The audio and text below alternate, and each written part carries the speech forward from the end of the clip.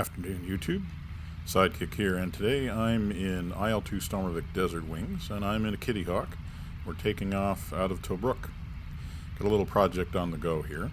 I want to make some more historical missions in Desert Wings, but while I'm doing the research for that, I thought I needed some things to help me get familiar with the engine and with the airplanes and with the mission editor. So we're going to do a little experiment here. I have a mission set up. Simple mission: climb out, attack some bombers, and then maybe do a little bit of flying around. And what I'm going to do is run a bunch of different airplanes through that mission, because I really think one of the big strengths of Desert Wings is there's so many different kinds of airplanes you can fly, including so many different variants of single aircraft. So what I want to do is fly this same mission with a bunch of different airplanes and just get a feel for how the planes fly differently. Now, this is going to be a totally unscientific experiment. It's really going to be more about what the planes are like to fly rather than trying to quantify things. Although I can tell you right now, here we are climbing out in the Kittihawk, just the way the flash guard tells us to, 42 pounds of boost, around 150 knots, and we're getting a climb rate of right around 2,000 feet per minute. So our targets are going to start appearing here off the right in a sec. And they're probably out there now. I just need to come around a little bit so I can see them. Yeah, there they are. So it's 3 Heinkel 111s. They've been programmed to really be dumb as posts. They're just going to fly straight. They're going to shoot poorly.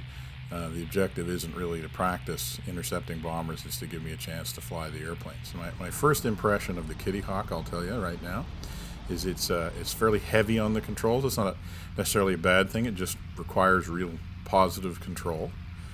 Doesn't have an amazing roll rate, but it does seem to be pretty fast in a straight line. I would say it feels more like kind of like an American muscle car than a little sports car. It seems to like to go in a straight line and like to go there fast. So we're going to just catch up to the bombers here. I'm going to use an approach that would probably be pretty much borderline suicidal with any kind of decent bomber crews, but it'll just give us a chance to get a feeling for how the Kittihawk flies, how to use it as a gun platform, that sort of thing. So we'll just take up a little bit of spot. Okay, up to the right, come down. And it's very smooth. My impression is it picks up speed really well in a dive and carries it pretty well after the dive. But like I said, it doesn't want to go around a corner in a hurry. Whoa! Well, that was impressive. 650 cals made mincemeat of that Heinkel in a hurry. So that's pretty neat. So now we're going to go up, go over, and like I said, we got up out of there in a fair hurry in this airplane. So it really likes to come up when it's got some speed on. Nice and stable at the top. Nice and stable as we pick up speed. So maybe we'll try and do a slightly more tactical approach here on the last 2 bombers, not sort of just camp out on the 6 o'clock. Get a little bit of feeling for what it's like to maneuver. Very stable, even though it's going pretty quick. There's really not a lot of vibration. It's a nice solid gun platform. Be helpful if I could aim, I think. But same thing, yeah, we go up nice and smooth, carry lots of speed, really easy to come over the top, not even close to stalling out. Nice and controlled. This is a nice plane to fly in this kind of approach. Enjoying this. Okay, well, let's see if we can actually aim at the target this time.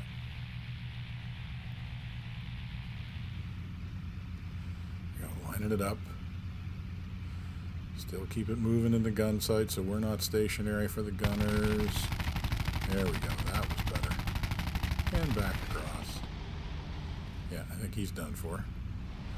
So same thing. We dive down. Get to carry lots of speed. Nice and smooth. Pull back up. We go right back up past them. Lots of climb. Lots of speed left to roll over. Yeah, It's a nice plane to fly in this kind of approach.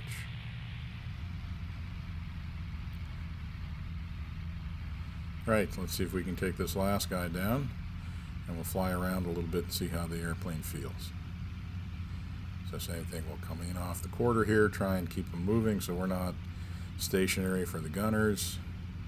Gradually converge on them. Get them in the sight. Oh, got to do better than that. Get them lined up. There we go, that's better. Whoa! Once again, we just shredded them with those 650 cals.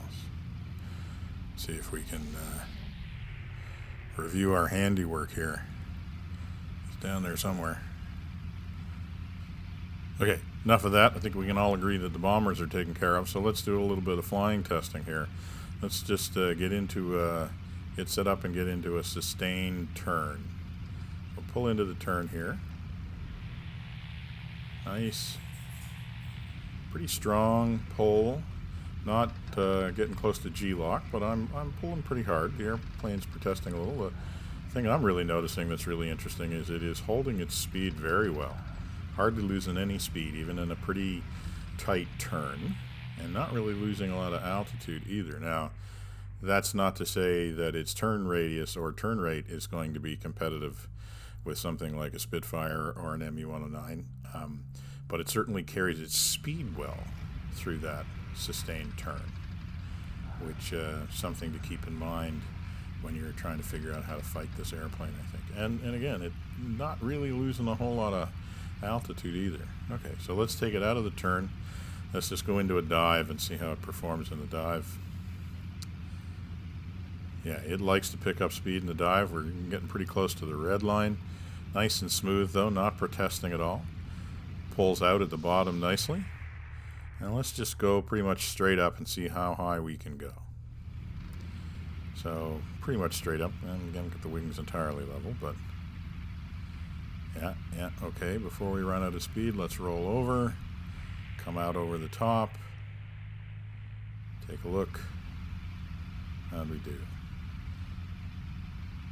Well, you know, we're up well over 5,500 feet, 5,750, something like that. That's see how that compares to everybody else when we try some of the other airplanes. So yeah, first impressions of the Kittihawk. It's like I said, I still feel like it flies like a muscle car. Likes to go fast in a straight line, retains its speed well, flies nice and smooth. Okay, now here we are for a different experience. We're flying in a Spitfire Vb.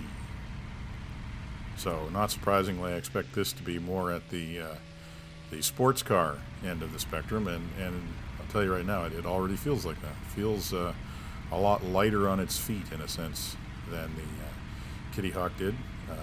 Haven't really tried the roll rate yet, but the sense I get is it's going where I want it to go with a lot less effort than the Kittihawk required. And we're climbing out here around the same parameters. We're getting a little bit better climb numerically than we did in the Kittihawk. I feel like it's not working so hard in a prolonged climb as the Kittihawk did. Overall, those are just first impressions. Visibility is a lot better, I can tell you that for sure. The Kittihawk cockpit was a lot more restrictive than the Spitfires is.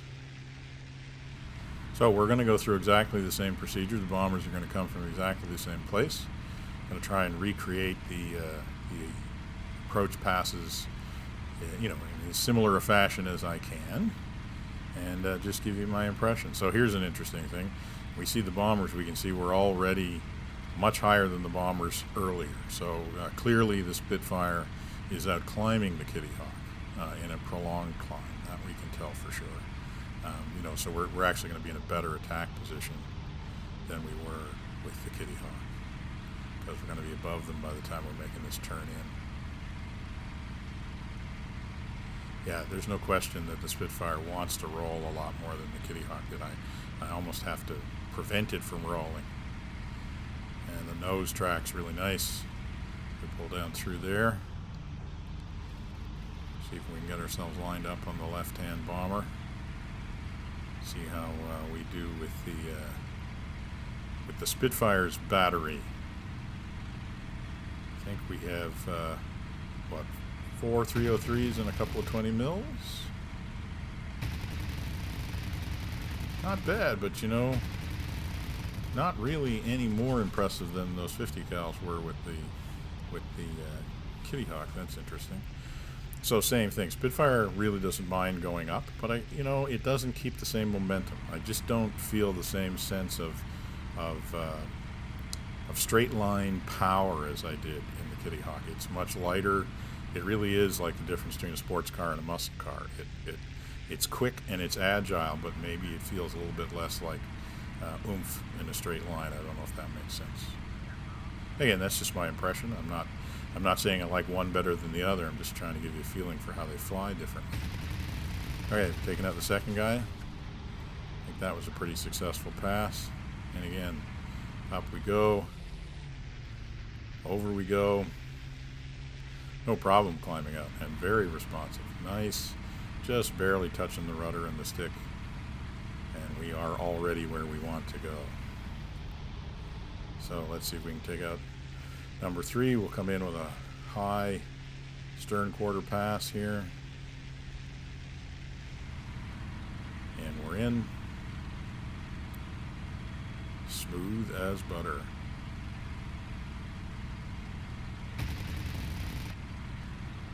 Didn't quite get as much of them as I wanted on that one.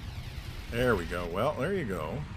We took them apart pretty good that time with the Spitfire, so it might have as much to do with where you get the hits as anything else. But I don't think there's a whole lot to choose between the Kittihawk's armament and the Spitfires, honestly, and out of that test.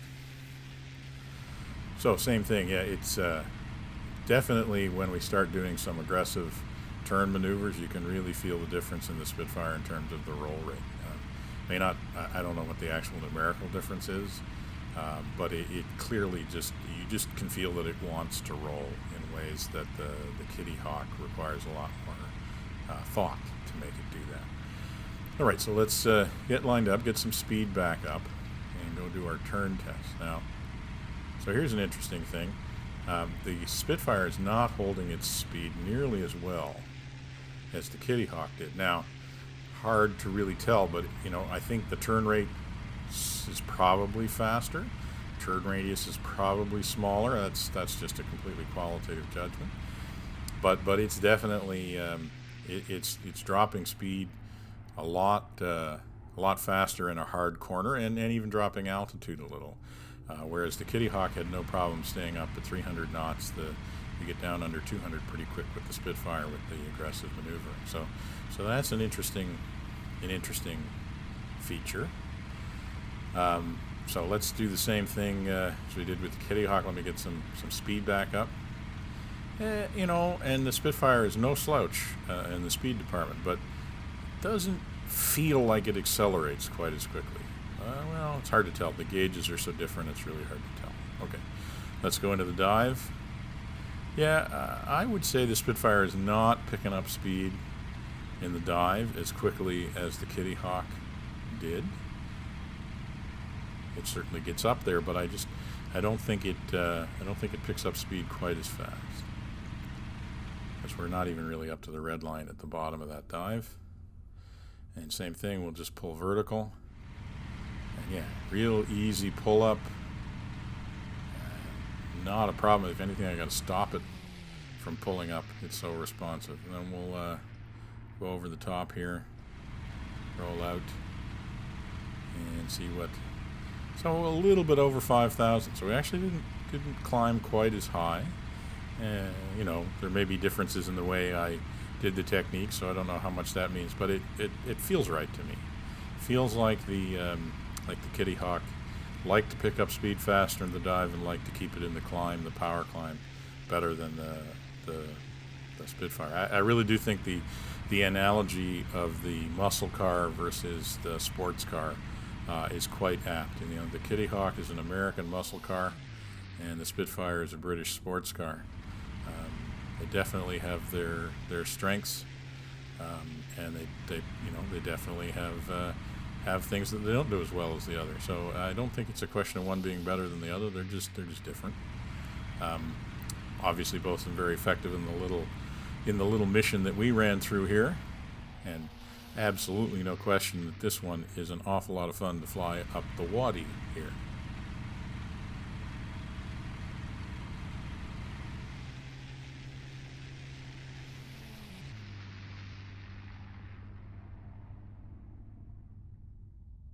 Okay, that's going to do it for our first ever Desert Wings fly-off between the Spitfire Mark V and the Kittihawk.